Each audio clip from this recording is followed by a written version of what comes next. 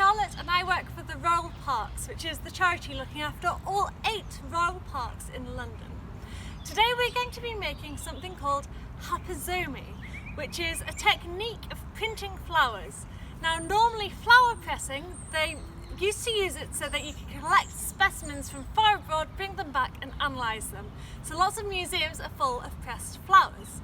We're going to be doing a form of flower pressing that this one doesn't take anywhere near as much time, and you can have a go at doing it at home. All that you need is some fabric or some paper. If you've not got any fabric, paper works too. You'll need a hammer or a mallet, or what I've just got a stick, and a stick will work just as well too. You're also going to need some plants. Now, I don't like picking plants because as soon as you've picked it, then the pollinators, so bees and flowers, they can't come and visit it and pollinate it, and the flower is there for a purpose. Its purpose isn't just to look pretty for us. So I've got some flowers that needed to be picked anyway because there are too many of them and they were crowding each other out, or if they're sort of invasive species and they were growing in somewhere they weren't meant to be. So I went around after the gardener that was at the lookout this morning, and any plants that I thought might press really well, I got them. Anything that's got lots of leaves on it, so we've got, this is some vetch here, we've got some cow parsley, we've got some cleavers, we've also got a couple of really nice flowers, so we've got some green alkanet with these beautiful blue flowers on it. So we're going to make a piece of art, and then we're going to imprint the paper or the cloth with the flowers.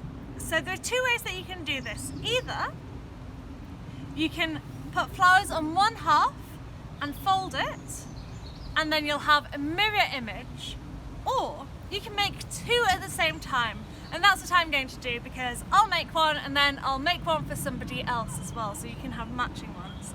So you just placing them on top of each other, and then there'll be mirror images of each other. So the first thing that we're going to do, I'll just move that one to the side. So I need to arrange my flowers really nicely. So we've got some lovely flowers here, so it's best not to go overboard. You can always add more later, but lots of people, when they first start doing this, they'll put all of the flowers on top, and it just sort of makes a bit of a mess rather than the pattern. So less is more, and then just keep on adding afterwards. So I'll just put a couple of these around. Ooh, might put this that way. Alright, and one more of these ones. Lovely. And then I'll add a little burst of colour. Ooh, got to have this one in. Oh, I think that'll be lovely. There we go. And I'm not taking the whole of the flower, I'm just taking the flower head, because I find if you have the whole of the flower, then it'll end up, there's just too much liquid, and you don't end up with a very good imprint. You just end up with having a bit of a mess. Alright, so once you're happy with your composition, so you're happy with how it looks, what you'll need to do is, there we go, I think that looks lovely. So you need to take your other piece of material and pop it just over. Now, you get the best results if you make sure it doesn't move too much while you're hammering it, because if it's moving about, then it'll sort of smudge the imprint. So I always like to flatten it down before I begin, and then I try to make sure that it doesn't move too much. So you want to keep on hitting it until you can see it coming through, and it'll need to be hit all over.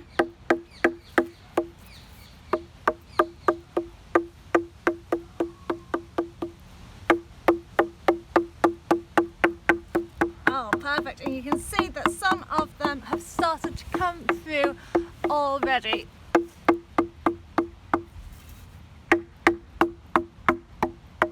Making sure not to miss any. Oh, there's a little blue flower here. I love the little pops of colour. Alright, let's have a look and see how it looks. Ah, beautiful.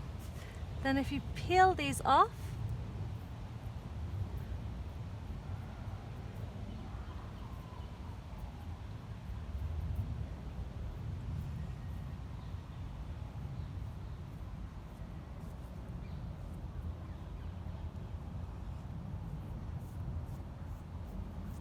Perfect. And I'll just brush off the last of the plants. And then with this, what you could do, you could make a flag, you could hang it on your wall as a sort of banner, you could even put it in a frame and make it into a framed. You can turn it into a pencil case. So if you just fold it in half and sort of sew the edges, put in a zip, you could even have your own pencil case. There's no limit to what you can do, but here we go. What do you think?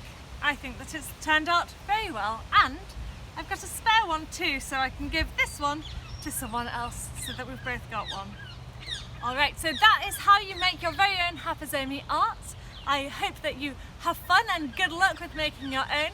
If you have enjoyed this, check out the other things that we're doing this week. We've got all sorts of activities over half term, including live activities in Hyde Park themselves, which we're very excited to be able to do in-person delivery again. If you have enjoyed this, please do consider making a donation, just going to the Royal Parks/donate, just because this takes quite a lot of money and time to keep these glorious parks running. So anything you can give would be very much appreciated. Good luck with your Hapazomi and hope to see you soon. Bye!